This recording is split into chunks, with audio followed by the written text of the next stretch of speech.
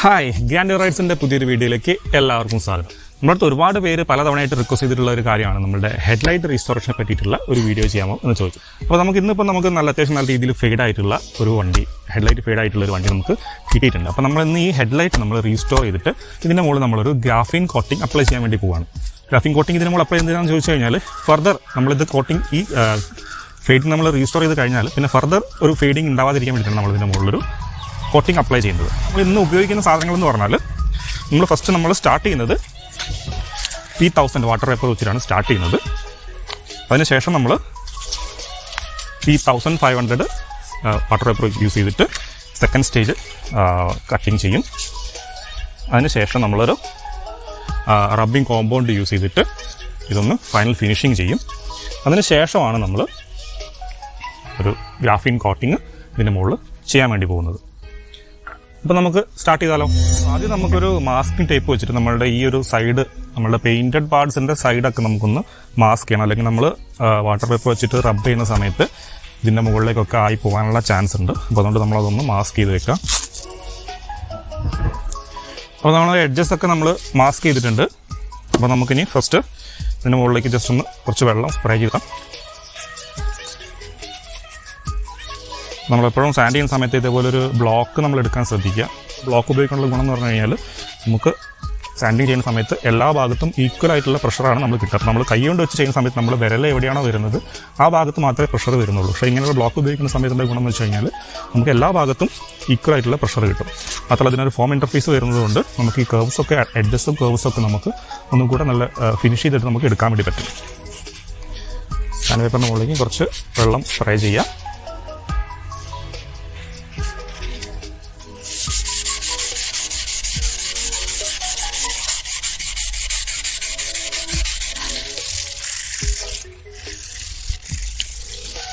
കുറച്ച് സമയം എടുക്കേണ്ട പണിയാണ്, ടൈം കൺസ്യൂമിങ് ആയിട്ടുള്ള പ്രോസസ്സാണ്, എളുപ്പമല്ല.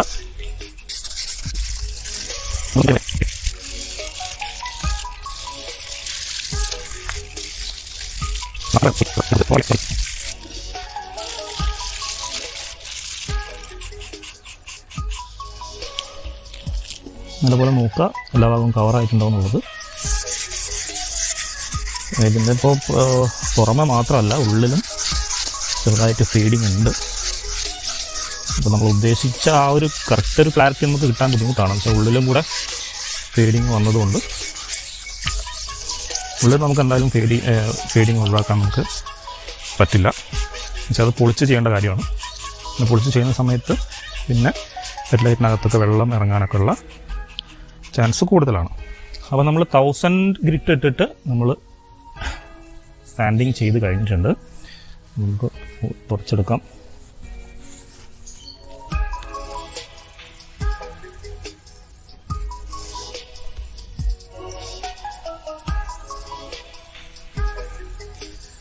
കണ്ടല്ലേ, സാൻഡിങ് ചെയ്ത് കഴിഞ്ഞാൽ ഈ ഒരു രീതിയിലാണ് ഉണ്ടാവുക. മൊത്തത്തിൽ മങ്ങിയിരിക്കും. ഇത് കണ്ടിട്ട് പേടിക്കേണ്ട. നമ്മൾ പ്രോസസ്സ് കംപ്ലീറ്റ് ആകുമ്പോഴത്തേക്കും ഇത് ഫിനിഷായിട്ട് വരും. അടുത്തായിട്ട് നമ്മൾ ഇതിൻ്റെ മുകളിൽ 1500 പേപ്പർ ഇട്ടിട്ട് ഒന്നും കൂടെ സെയിം പ്രൊസീജിയർ ചെയ്യണം. 1500 പേപ്പറാണ്. വെള്ളം സ്പ്രേ ചെയ്യുക. വെള്ളം സ്പ്രേ ചെയ്യുക.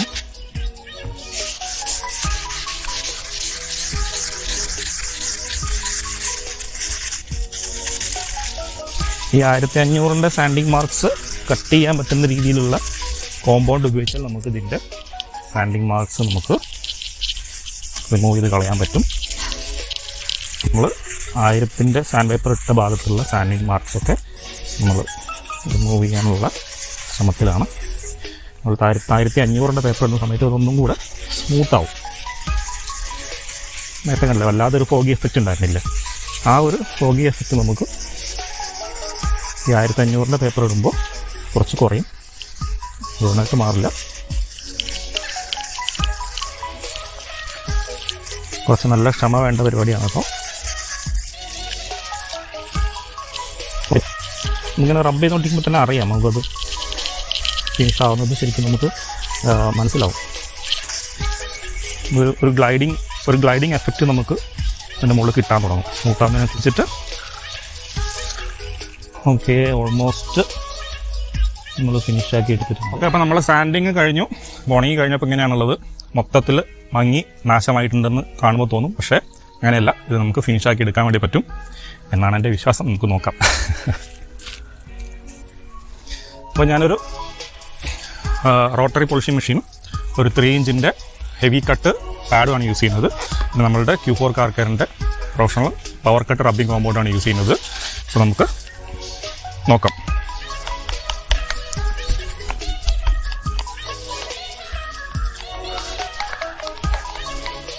റബ്ബിംഗ് കോമ്പൗണ്ട് നമ്മൾ ഹെഡ്ലൈറ്റിന് മുകളിൽ കംപ്ലീറ്റ് അപ്ലൈ ചെയ്യാം. സ്പീഡ് നമുക്ക് 2 മതി സ്റ്റാർട്ടിങ്ങിൽ.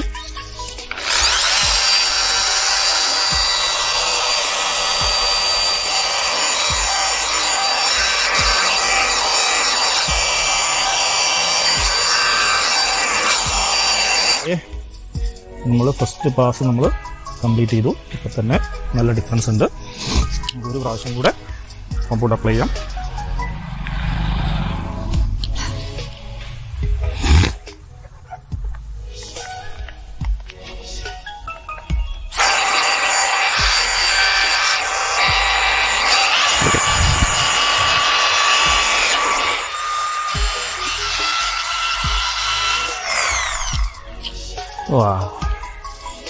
ഓക്കെ, അപ്പോൾ നമ്മുടെ കോമ്പൗണ്ടിങ് കഴിഞ്ഞിട്ടുണ്ട്. ഓൾമോസ്റ്റ് എല്ലാ ഭാഗവും ക്ലീനായി വന്നിട്ടുണ്ട്. ഇതിൻ്റെ മുകളിൽ നമുക്കൊരു ഫൈനൽ ഫിനിഷിംഗ് പോളിഷിംഗ് കൂടെ അപ്ലൈ ചെയ്യാം. അപ്പോഴേ നമുക്കൊരു കറക്റ്റ് ഒരു സ്മൂത്ത് ഫിനിഷ് നമുക്ക് കിട്ടുള്ളൂ. അപ്പോൾ നമ്മൾ സെക്കൻഡ് സ്റ്റേജ് പോളിഷിംഗ് ചെയ്യാണ്. ഞാനിവിടെ യൂസ് ചെയ്യുന്നത് ടർട്ടിൽ വാക്സിൻ്റെ പോളിഷിംഗ് കോമ്പൗണ്ടാണ് യൂസ് ചെയ്യുന്നത്. അതിൻ്റെ കൂടെ തന്നെ മാക്സ് ഷൈനിൻ്റെ യെല്ലോ പാഡ്, പോളിഷിംഗ് പാഡാണ് യെല്ലോ.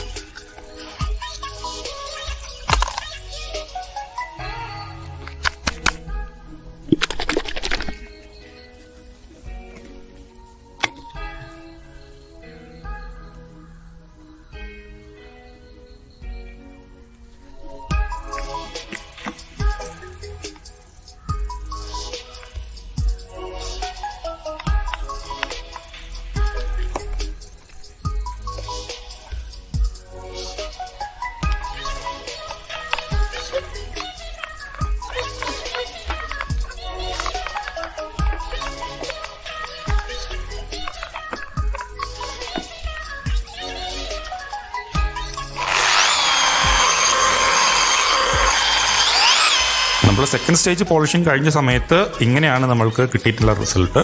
ഓൾമോസ്റ്റ് നല്ല രീതിയിൽ ക്ലീനായി കിട്ടിയിട്ടുണ്ട്. ഉൾഭാഗത്തുള്ള ചെറിയ ഡിഫക്ട്സ് മാത്രമേ ഇപ്പോൾ പ്രശ്നമുള്ളൂ. പുറത്തുള്ള കംപ്ലീറ്റ് ക്ലീൻ ആണ്. അപ്പം ഇനി നമുക്ക് ഇതിൻ്റെ മുകളിൽ നമുക്ക് പ്രൊട്ടക്ഷന് വേണ്ടിയിട്ട് നമുക്കൊരു ഗ്രാഫീൻ കോട്ടിംഗ് അപ്ലൈ ചെയ്യാം. നമ്മുടെ ഗ്രാഫീൻ കോട്ടിങ്ങിനെ പറ്റിയിട്ടുള്ള ഒരു ഫുൾ സ്റ്റെപ്പ് ബൈ സ്റ്റെപ്പ് പ്രോസസ്സുള്ള വീഡിയോ നമ്മൾ ഉടനെ തന്നെ അപ്ലോഡ് ചെയ്യുന്നുണ്ട്. എല്ലാവരും ഒന്ന് വെയിറ്റ് ചെയ്യുക. അതിൻ്റെ എഡിറ്റിംഗ് കാര്യങ്ങളൊക്കെ നടന്നുകൊണ്ടിരിക്കുകയാണ്. അപ്പോൾ നമ്മൾ അടുത്ത് തന്നെ സാധനം അപ്ലോഡ് ചെയ്യും. അപ്പോൾ അതിനകത്ത് നിങ്ങൾക്ക് കംപ്ലീറ്റ് ആയിട്ട് ഡീറ്റെയിൽ ആയിട്ട് തന്നെ നമ്മൾ ആ കാര്യങ്ങളൊക്കെ പറയുന്നുണ്ട്, എങ്ങനെയാണ് ഇത് അപ്ലൈ ചെയ്യേണ്ടത്, അതിന് മുമ്പുള്ള പ്രോസസ്സും കാര്യങ്ങളൊക്കെ. ഇവിടെ ഇപ്പോൾ നമ്മൾ ആപ്ലിക്കേറ്റർ പാഡിൻ്റെ മുകളിലേക്ക് കുറച്ച് ലിക്വിഡ് എടുത്തിട്ട് നമ്മൾ ഇതിൻ്റെ മുകളിൽ അപ്ലൈ ചെയ്യുകയാണ്. സിംഗിൾ കോട്ടിങ് നമ്മൾ ചെയ്യുന്നുള്ളൂ. ഇത് അപ്ലൈ ചെയ്ത് കഴിഞ്ഞാൽ വിത്തിൻ 30 സെക്കൻഡ്സിനുള്ളിൽ നമുക്കൊരു ഫ്ലാഷിംഗ് കാണിക്കും. ഫ്ലാഷിംഗ് ടൈം ഉണ്ട്. ആ ഫ്ലാഷിംഗ് ടൈമിനുള്ളിൽ നമ്മളിത് വേറൊരു മൈക്രോഫൈബർ ക്ലോത്ത് വെച്ചിട്ട് നമ്മളത് ലെവൽ ചെയ്ത് ബാക്കിയുള്ള എക്സ്ട്രാ ഭാഗങ്ങൾ എവിടെയെങ്കിലും ഉണ്ടെങ്കിൽ അത് റിമൂവ് ചെയ്തെടുക്കും. അതിനുശേഷം ഒരു 2 മിനിറ്റ് കഴിഞ്ഞതിന് ശേഷം ഒന്ന് സ്മൂത്ത് ചെയ്യുക, ബഫ് ചെയ്യുക. ഇതിപ്പോൾ നമ്മൾ എന്തിനാണ് ചെയ്യുന്നതെന്ന് ചോദിച്ചു കഴിഞ്ഞാൽ, ശരിക്കും നമ്മൾ പുതിയ വണ്ടി ഇറക്കുന്ന സമയത്ത് നമ്മളുടെ ഹെഡ്ലൈറ്റിൻ്റെ ഗ്ലാസിൻ്റെ പുറത്ത് ശരിക്കും ഒരു കോട്ടിങ് വരുന്നുണ്ട്, ഒരു UV പ്രൊട്ടക്ഷൻ കോട്ടിങ് വരുന്നുണ്ട്. ആ കോട്ടിംഗ് ആണ് നമ്മളിപ്പോൾ കംപ്ലീറ്റ് ആയിട്ട് റിമൂവ് ചെയ്ത് ഒഴിവാക്കിയിട്ടുള്ളത്. അപ്പോൾ നമ്മൾക്കിനി കൂടുതൽ UV ഡാമേജ് ഇല്ലാതിരിക്കാൻ വേണ്ടിയിട്ടാണ് നമ്മളൊരു ഗ്രാഫീൻ കോട്ടിംഗ് ഇതിൻ്റെ മുകളിൽ ചെയ്യുന്നത്. ഗ്രാഫീൻ കോട്ടിംഗ് എന്ന് പറഞ്ഞാൽ ഒരു UV പ്രൊട്ടക്ഷൻ പ്രോപ്പർട്ടി ഉള്ള ഒരു സാധനമാണ്. അപ്പോൾ ഇതാണ് നമ്മളുടെ ഫൈനൽ റിസൾട്ട്. നമ്മൾ ഹെഡ്ലൈറ്റ് റീസ്റ്റോറേഷൻ കംപ്ലീറ്റ് ആയിരിക്കുകയാണ്. അപ്പോൾ വീഡിയോ ഇഷ്ടപ്പെട്ടിട്ടുണ്ടെങ്കിൽ ലൈക്ക് ചെയ്യുക, കൂടുതൽ ആളുകളിൽ എത്താൻ വേണ്ടിയിട്ട് ഷെയർ ചെയ്യുക. Okay, bye bye.